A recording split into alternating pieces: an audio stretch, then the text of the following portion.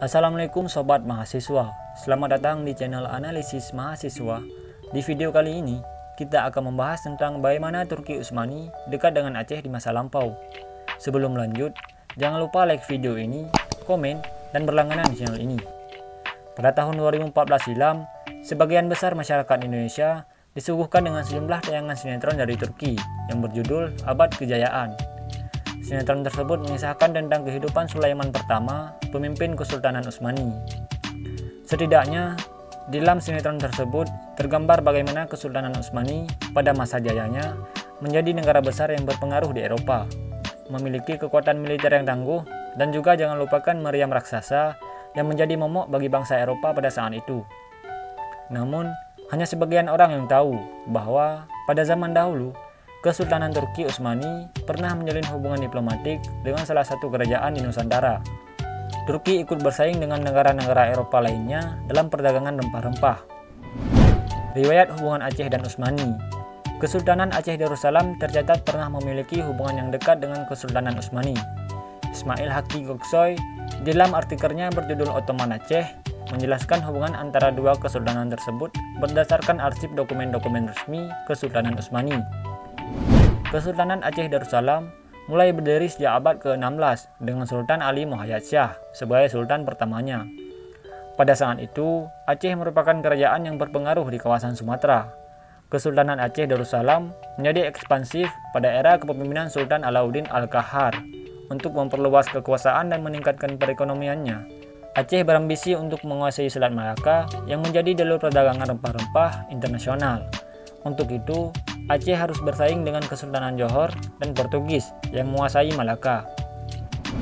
Terdapat berbagai motif yang mendasari perselisihan antara Kesultanan Aceh dengan Portugis. Tidak hanya perkara politis, persaingan ekonomi hingga agama menjadi motif yang menggambarkan hubungan antara Aceh dan Portugis. Tidak hanya menguasai Malaka, Samudra Hindia pada saat itu didominasi oleh armada laut Portugis. Kapal-kapal dagang dari Aceh yang berlayar menuju Timur Tengah dan sebaliknya menjadi sasaran serangan kapal-kapal perang Portugis. Merasa dirugikan dengan manuver Portugis, Aceh kemudian mengeringkan utusan ke Turki, meminta bantuan militer. Tercatat pada tahun 1547, di era Kesultanan Sulaiman pertama, Duta Besar Aceh mendatangi Istanbul.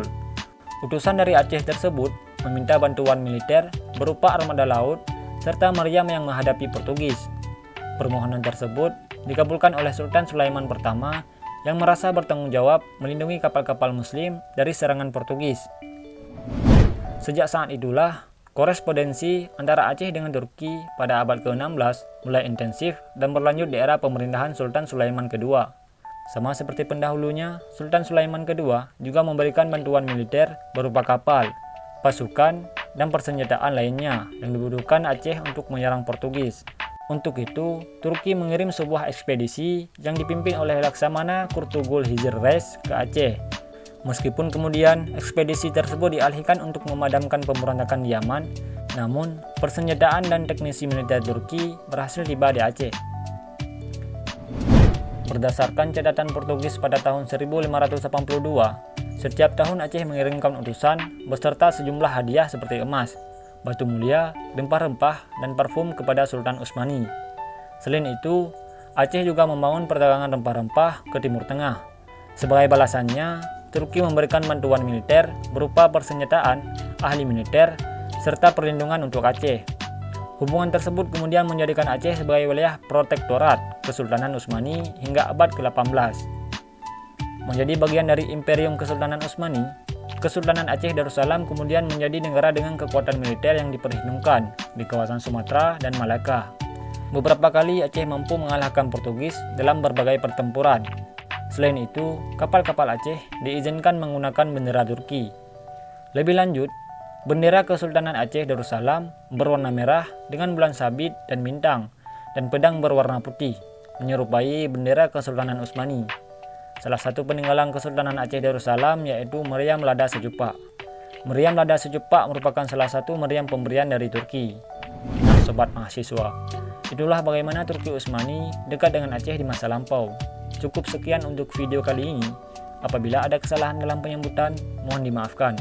Jangan lupa like video ini, komen, dan berlangganan channel ini.